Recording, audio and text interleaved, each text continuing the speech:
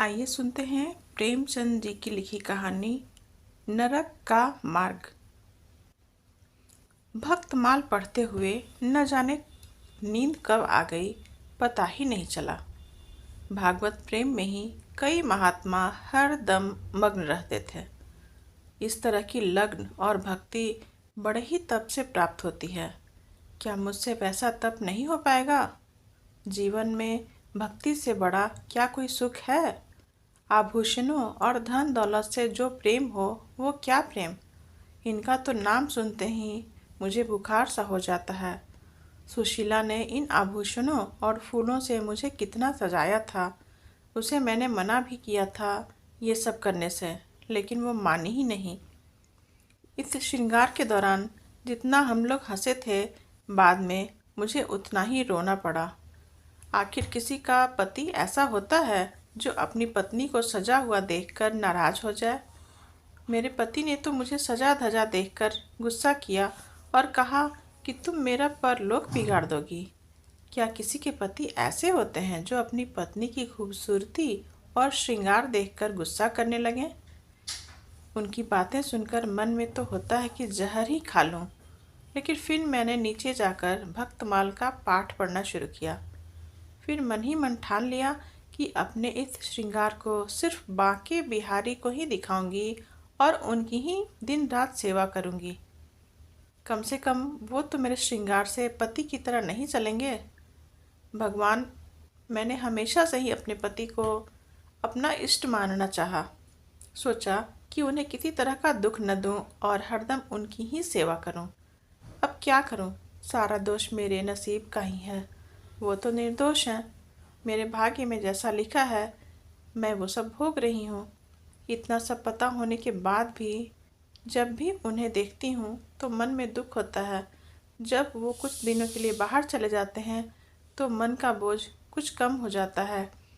उनके न होने से हंसने खेलने और जीवन को जीने लगती हूँ। फिर जब कुछ दिनों बाद वो लौट आते हैं तो उसी तरह का सन्नाटा और दुख छा जाता है। मेरे मन में होता है कि वो मेरे पिछले जन्म के दुश्मन रहे होंगे और उस दुश्मनी का बदला लेने के लिए उन्होंने मुझसे विवाह किया होगा। तभी न मेरा मन उन्हें देखते ही उदास हो जाता है और उनकी सूरत मुझे बिल्कुल नहीं भाती। शायद इसी वजह से वो मुझकर देखकर जलते रहते हैं। विवाह न किया होता तो शायद आज सुखी होती, किंतु दुनिया का दस्तूर है कि बेटी को किसी न किसी पुरुष के साथ जन्मों के लिए बांध दिया जाता है। यह क्या जाने कि एक युवती अपने पति को लेकर कितने सपने संजो कर रखती है। उसके लिए उसका पति कितना खास होता है, लेकिन यहाँ सब उल्टा है। इन्हें देखते ही मेरे सीने में जलन सी होने लगती है। कभी इन्हें देखकर आंखों को वो शीतलता नहीं मिली जो पति को देखकर एक युवती को मिलनी चाहिए। उधर सुशीला को देखती हूँ तो दुख और बढ़ जाता है। वो हमेशा हंसती मुस्कुराती है, कभी अपनी गरीबी का रोना नहीं रोती। न उसके पास अच्छे कपड़े हैं और न ही गहने। मकान भी छोटा सा है। मन में होता है काश मैं अपना धन देकर उसकी परेशानियां ले लेती। फिर होता है कि उसका पति ही उसका सबसे बड़ा धन है। उसी से सुशीला पूरी दुनिया का सुख मिल जाता होगा। सालों से इस सवाल को मन में दफन करने के बाद होते होते एक दिन मुझसे रहा न गया। आखिर मैंने अपने पति से यह सवाल कर ही लिया कि आपने मुझसे शादी क्यों की थी। इस सवाल को सुनते ही मेरे पति ने मुंह बना लिया। वो चिढ़ते हुए बोले, अपना घर परिवार संभालने के लिए और क्या, भोग के लिए नहीं। इतना सुनते ही मैंने पूछा, क्या मैं सिर्फ इस घर का ख्याल रखने के लिए आई हूँ? उन्होंने कोई जवाब नहीं दिया। फिर मेरे मन में हुआ कि पहले इस घर का सारा सामान जहाँ तहाँ पड़ा रहता था। नौकर सब पूरा पैसा बर्बाद करते थे। अब मैं आ गई हूँ तो इन सब का ख्याल रखना ही मेरा धर्म है और मुझे यह सोचकर खुश होना चाहिए कि इतनी संपत्ति मेरे पास है। पहले मैं पूरे घर का ख्याल इनके बिना कहे रखती थी, लेकिन अब कुछ नहीं करूँगी। ऐसे घर की किसी भी वस्तु को मैं आगे से हाथ नहीं लगाऊंगी। लेकिन कोई पुरुष विवाह सिर्फ घर संभालने के लिए थोड़ी करता है। उन्होंने ज़रूर ये जवाब मुझे गुस्से में चिढ़ कर दिया है। वैसे सुशीला ठीक ही कहती थी कि एक घर महिला के बिना अधूरा होता है, ठीक उसी तरह से जैसे एक पिंजरा बिना किसी चिड़िया के खाली लगता है। मैं नहीं समझ पाती हूँ कि आखिर इन्हें मुझ पर इतना संदेह क्यों होता है। मैं किसी से बात तक नहीं करती और न ही कहीं बाहर आती जाती हूँ। ऐसे में शक करने की कोई वजह भी नहीं है। क्या इन्हें समझ नहीं आता कि मैं घर की इज्जत और मान मर्यादा के बारे में सब कुछ समझती हूँ? किसी भी तरह की गलत हरकत करने की तो मैं उसके बारे में सोच भी नहीं सकती हूँ। कभी कभी मुझे लगता है कि आधे से ज़्यादा उम्र निकल जाने पर विवाह करने वाले बुजुर्ग लोगों का यही हाल होता होगा।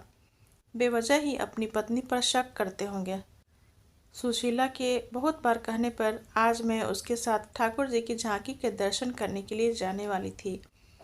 मैं अपने बाल संवार रही थी कि तभी मेरे पति कहीं से आ गए।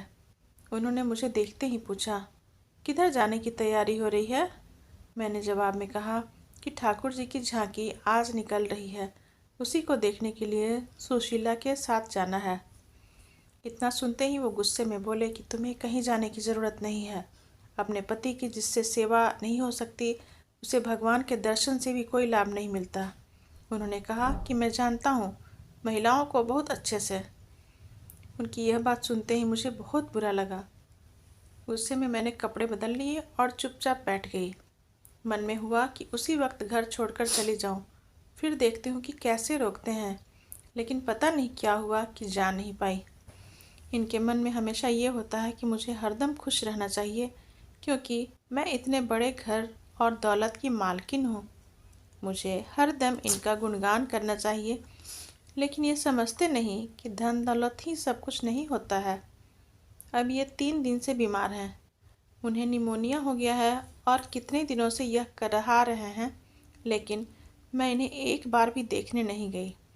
सभी घर में मौजूद नौकर उनका ख्याल रख रहे थे, लेकिन मेरे दिल में किसी तरह की करुणा इनके लिए नहीं आई। मेरा मन इतना कठोर नहीं था, लेकिन जिस तरह से इन्होंने मुझे इस घर में कैदी की तरह रखा, हरदम शक किया और एक पल भी सुख नहीं दिया, इसके बाद उनके लिए दया मन में कहाँ से आती। मन में होता है कि मुझे दिए गए दुखों का भगवान ने इन्हें दंड दिया है। अगर कोई समझे कि महिला को यूं ही किसी पुरुष के गले बांध दें और उसे किसी भी तरीके से रखें, सो पूरी तरह गलत है। सुना है कि वो अपनी बीमारी का दोष मुझे ही दे रहे हैं, लेकिन मुझे परवाह नहीं है। ये चाहें तो किसी को भी अपना धन दौलत दे सकते हैं, इसकी मुझे बिल्कुल ज़रूरत नहीं है और ना ही लोभ है। होते होते एक दिन वो गुजर गया। आज उनको गए 3 दिन हो चुके हैं। मैंने उनके जाने के बाद चूड़ियाँ नहीं तोड़ी। मैं सिंदूर तो पहले भी नहीं लगाती थी और अभी भी नहीं लगाती। मेरे बुजुर्ग पति के बेटे ने ही उनका अंतिम संस्कार किया। घर के सभी लोग तरह तरह के मुझे ताने देते हैं। मेरे बंधे हुए लंबे बाल देखकर सुनाते हैं, लेकिन मुझे ज़रा भी बुरा नहीं लगता है।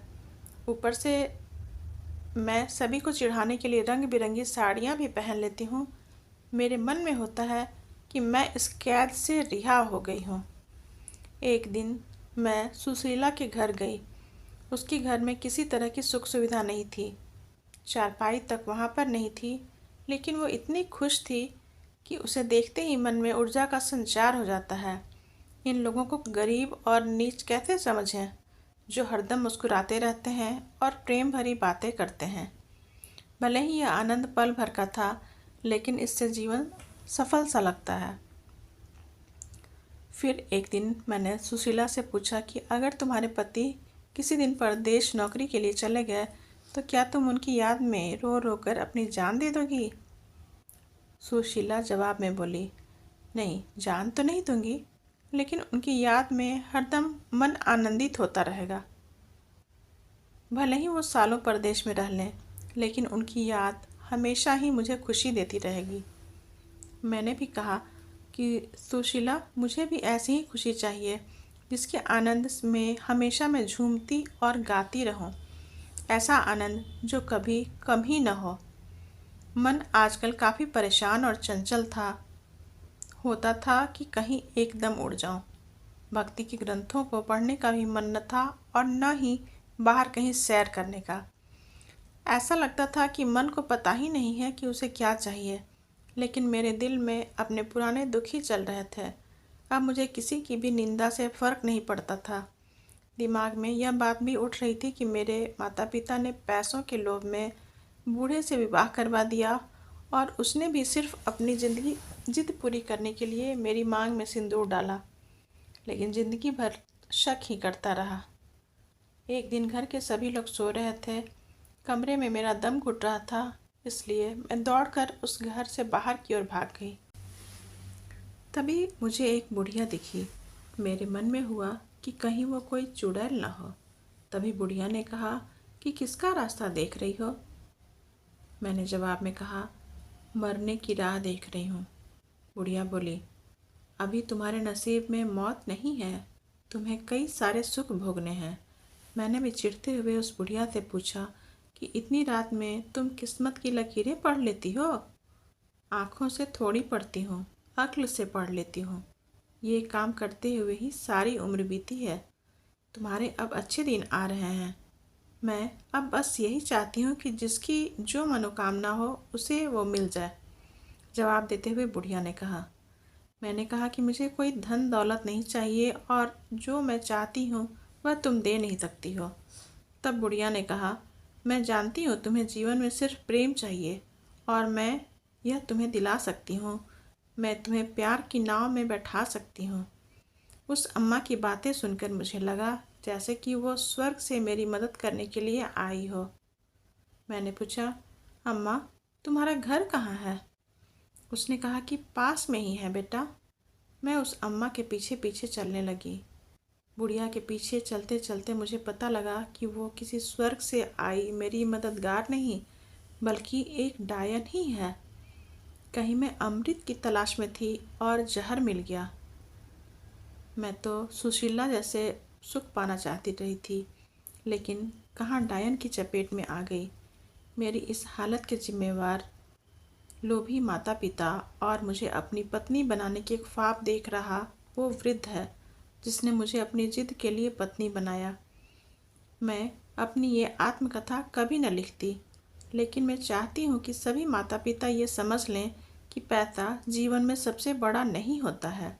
मेरी चाहत है कि सब लोगों को मेरी आत्मकथा से मालूम हो कि लड़कियों का विवाह यूं ही किसी से नहीं कर देना चाहिए। किसी भी लड़की का गला इस तरह से वृद्ध से विवाह करके न घोंट दो। अब मेरे जीवन में कुछ भी नहीं बचा। सब कुछ सिर्फ माँ बाप के एक फैसले से ख़त्म हो गया। इस कहानी से हमें यही सीख मिलती है कि बेटी का विवाह हमेशा योग्य वर से ही करना चाहिए। ऐसा न करने से उसका जीवन नरक के समान हो जाता है। योग्य वर न मिले तो सही वक्त के लिए रुकिए, लेकिन आनन फानन में कभी भी किसी से यूं ही बेटी का विवाह न करें। धन्यवाद। कहानी अगर पसंद आई हो तो इसे लाइक, सब्सक्राइब और शेयर ज़रूर करें।